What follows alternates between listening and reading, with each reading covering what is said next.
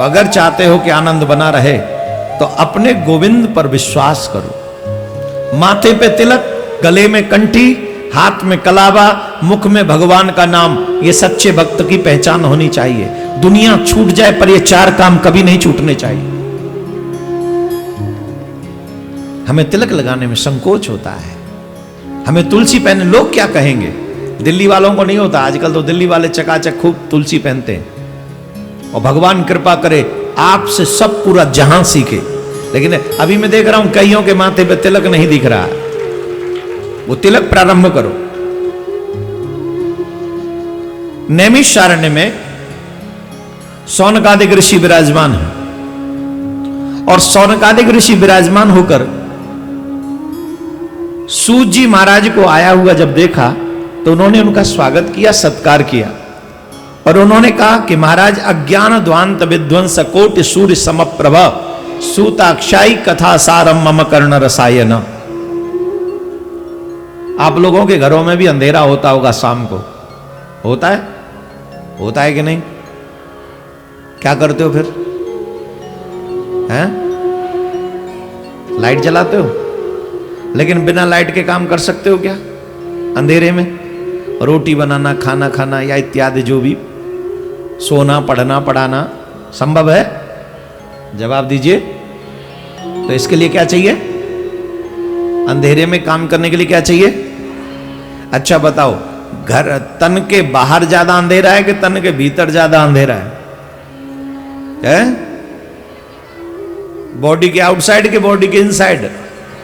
Dark कहां है सबसे ज्यादा?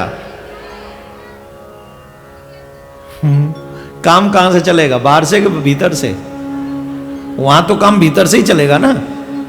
यहां तो संसार का काम तो फिर भी चलेगा कि लाइट जला लिया, कि मोबाइल की टॉर्च जला दिया, जो भी किया, लेकिन जब भीतर अंधेरा होगा वहां काम चलने वाला नहीं है।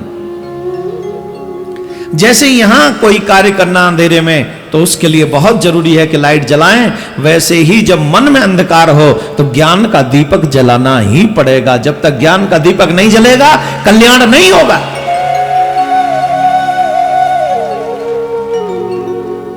जब तक ज्ञान का दीपक नहीं जलेगा तब तक कल्याण नहीं होगा। जिस मन में अंधियारा है भगवान कहां से आए? जिस मन में अंधियारा है भगवान कहां से आए?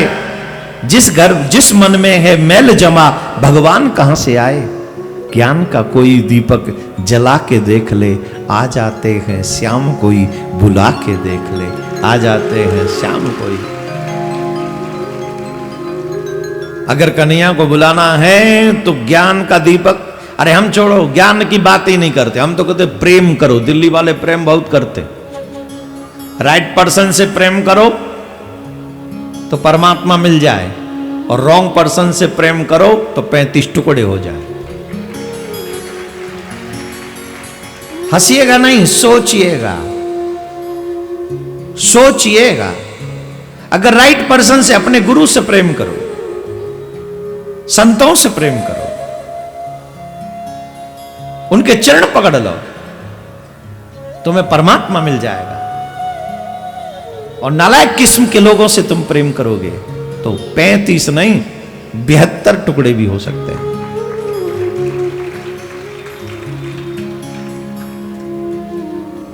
अब बताओ, ये दोनों ही प्रमाण तुम्हारे आगे हैं। ध्रुव जी ने प्रेम किया नारद जी से, भगवान मिले कि नहीं मिले? जवाब दो। प्रहलाद जी ने प्रेम किया नारद जी से, भगवान मिले कि नहीं मिले? मीराबाई ने अपने गुरु से प्रेम किया, भगवान मिले कि नहीं मिले? और अभी श्रद्धा ने किसी से प्रेम किया, 35 टुकड़े हुए कि नहीं हुए? जवाब दो, हुए कि नहीं? अगर ना भी हो, तुम्हारा मन संसार में लगा तो भी तुम्हारे टुकड़े टुकड़े ही होने वाले हैं। रीजन, संसार वाले तुम्हें तार नहीं सकते मारने के सिवा। जवान बहन बेटियों से निवेदन करूंगा, पापी लोगों की नकल मत करो। ये बुरे लोग तुम्हारे काम आने वाले नहीं हैं। जिनके पीछे तुम भाग रही हो ना, इनका पीछा करना ही तुम्हें नरक में ले जाएगा। तुम्हें भागना है तो अपने मां बाप के दिए हुए संस्कारों के पीछे भागो, जहां से तुम्हारा विकास हो और तुम्हारे मां बाप का सम्मान हो। ये जब तक तुम्हारे चेहरे पे लालिमा बनी रहेगी, जब तक तुम्हारी जवानी बनी रहेगी, तुम्हारे पीछे 4 गुंडे पड़े ही रहेंगे, तुम्हारे प्रेमी बनेंगे, तुम्हारे झूठे वेल विशर्स बनेंगे। कोई बड़ी बात नहीं है, अभी नहीं हो रहा, पहले से ही होता आया है।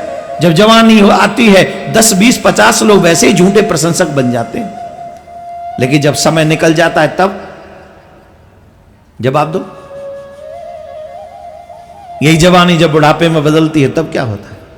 ईमानदारी से बताओ, कोई नंबर छोड़ो, यह भी पूछने आता है कि तबीयत कैसी है?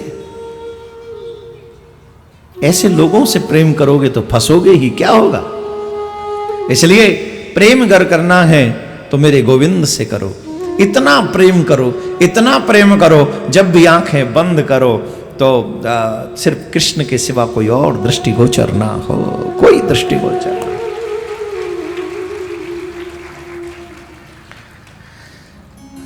कहते हैं महाराज, अज्ञान ध्वांत विध्वंस कोटि सूर्य समप्रभ। आपका जो ज्ञान है वो करोड़ों सूर्यों के समान है, हमारे अज्ञान रूपी अंधकार का, तिमिर का नाश करने वाला है। कृपा करके बताइए, यही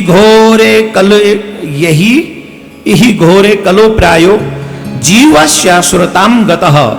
ये जो कलयुग के लोग हैं ये घिरे पड़े हैं, फंसे पड़े हैं, कलयुग ने इनको जकड़ रखा है। ध्यान से सुनना, जो लोग कहते हैं ना कि हम कथा में नहीं जा रहे, हमारा मन कथा में नहीं लगता, ये उनकी मर्जी नहीं है, ये उनके पाप का प्रभाव है। पाप आने नहीं देता उन्हें कथा में, पाप चाहता ही नहीं कि वो आए कथा में, वो पहुंचे कथा, पाप नहीं चाहता।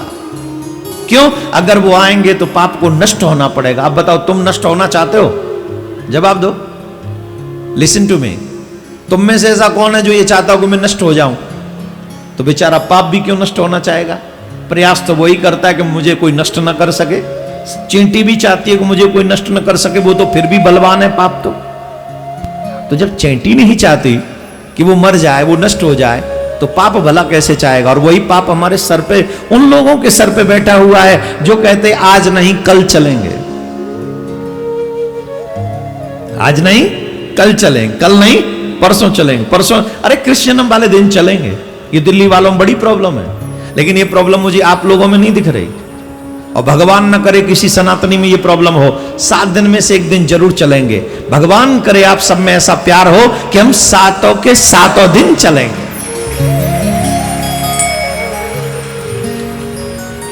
7 के, ये सनातनियों में प्रेम होना चाहिए कथा के प्रति,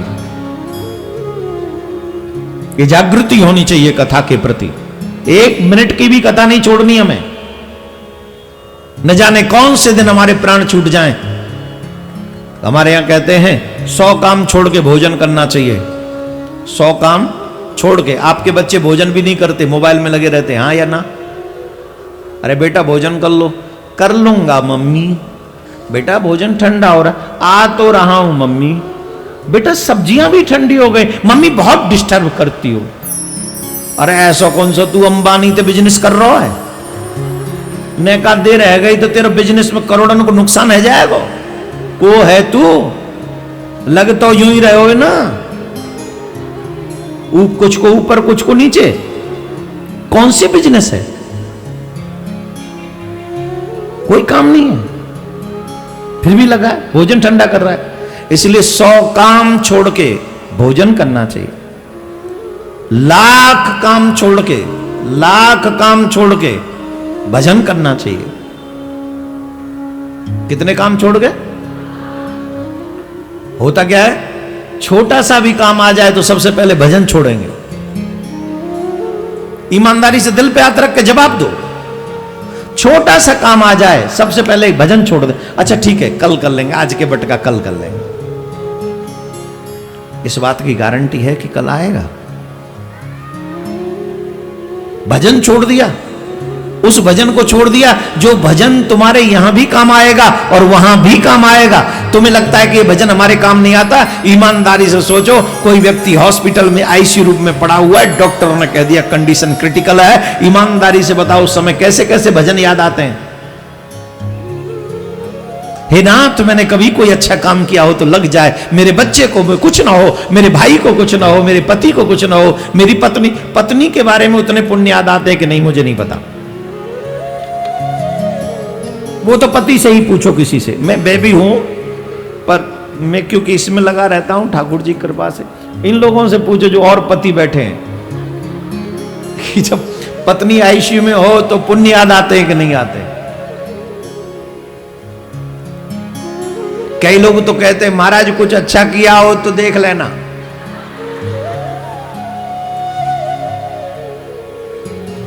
और यही पत्नियां हैं जो हमारे घर को स्वर्ग बना के रखती हैं। ये देवियां ना हो तो घर शमशान हो जाए। ये देवियों की वजह से हमारे घर घर हैं, हमारे घर स्वर्ग हैं। लक्ष्मी आ जाए तो पैर पीछे कर लो। हाँ, व्यासपीठ की तरफ कभी पैर नहीं करने चाहिए, बहुत बड़ा पाप होता है। कभी भी व्यासपीठ की तरफ पैर ना हो, भगवान की तरफ पैर ना हो, माता पिता की तरफ पैर ना हो, संतों की तरफ कभी पैर ना हो। इन बातों का विशेष ध्यान रखो। कहां थे हम? बोले हमें नहीं पता कहां थे। आप बोलो, आप कहीं से भी बोल दो, हम वहीं से सुन लेंगे। हैं? आईसी रूम में से तो निकला है। लाख काम छोड़ के भजन करना चाहिए, क्योंकि जब बुरा वक्त आता है तो वही भजन तुम्हें बचा लेता है। तुम लोग कहते हो ना पैसा काम आता है, कई बार जीवन में ऐसी स्थिति आती है कि पैसा भी काम नहीं आता है। धरा रह जाता है बैंकों में, पड़ा रह जाता है बैंकों में, पैसा काम नहीं आता है। इसलिए जरूर नहीं कि पैसा ही काम आएगा, हाँ भजन जरूर काम आएगा। इसलिए लाख काम छोड़ के भजन करना चाहिए। और भागवतकार कहते हैं कि दुनिया का हर काम छोड़ के भगवान की भागवत कथा सुननी चाहिए। हर काम छोड़ दो। बोले महाराज काम छोड़ देंगे तो काम करेगा कौन? बोले जिसके लिए छोड़ के आए वो अपने आप कर लेगा। जिसके लिए आप छोड़ के आए हो ना, वही ये सारे काम कर लेगा। और यही सत्य है, मैंने ये अनुभव किया अपनी लाइफ में। जो भगवान के ऊपर काम छोड़ देते वो आसानी से हो जाते हैं, और जो अपने ऊपर ढोते, कंधे पे उठाते, वो काम होते ही नहीं। इसलिए भगवान की कथा सुनने के लिए हर काम छोड़ देना चाहिए। हर काम छोड़ दो। तो सुखदेव जब शौनकादिक ऋषि कहते हैं महाराज कलयुग के लोग फंसे पड़े हैं, इनका मन इन्हीं चार कामों में है, घोर अंधकारमय जीवन जी रहे हैं। कृपा करके बताओ प्रभु इनका कल्याण कैसे होगा? क्या करना चाहिए? नित्य प्रति एवरी सेकंड ये काल के करीब जा रहे हैं। सूत जी महाराज कहते हैं हे शौनकादिक ऋषियों, क्या काल व्याल मुखग्रास त्रास निर्माण सहेतवे श्रीमद् भागवतम शास्त्रम कलौ कीर्ण भाषितम। काल रूपी सर्प अपना मुंह फाड़ गए। ध्यान से सुनना, काल रूपी सर्प अपना मुंह फाड़ के एवरी सेकंड हमारे करीब आ रहा है। हर एक सेकंड वो हमारे पास आता चला जा रहा है। और ये कलयुग का मनुष्य इस बात को समझ नहीं रहा, गमाया जा रहा है जीवन। परंतु उन्हीं कलयुग के लोगों के कल्याण के लिए श्री सुखदेव जी महाराज के मुख से निकला हुआ श्रीमद् भागवत महापुराण शास्त्र इन कलयुग के जीवों को काल का ग्रास होने से बचा रहा है। जो एक बार श्रीमद् भागवत महापुराण में मन लगाकर, हित लगाकर इस ग्रंथ को श्रवण करते हैं, वो संसार के बार बार आवागमन से बच जाते। इसलिए हम सभी मनुष्यों को श्रीमद् भागवत कथा मन लगाकर सुननी चाहिए। शौनकादिक ऋषियों ने पूछा, हे महाराज, जो भागवत कथा आप हमें सुनाना चाहते हैं, कृपा करके बताइए उसका महात्म क्या है, उसे सुनने का फल क्या है। देखो हम कलयुग के लोग हैं, बिना प्रॉफिट के कोई काम नहीं करते। सही है कि गलत है? अब हम यहां 3 घंटे बैठे हैं, हम यहाँ 4 घंटे बैठे और पता चले कि हमारे पल्ले कुछ पड़े ही नहीं, हमें कुछ मिलेगा ही नहीं, तो हम यहाँ क्यों बैठेंगे?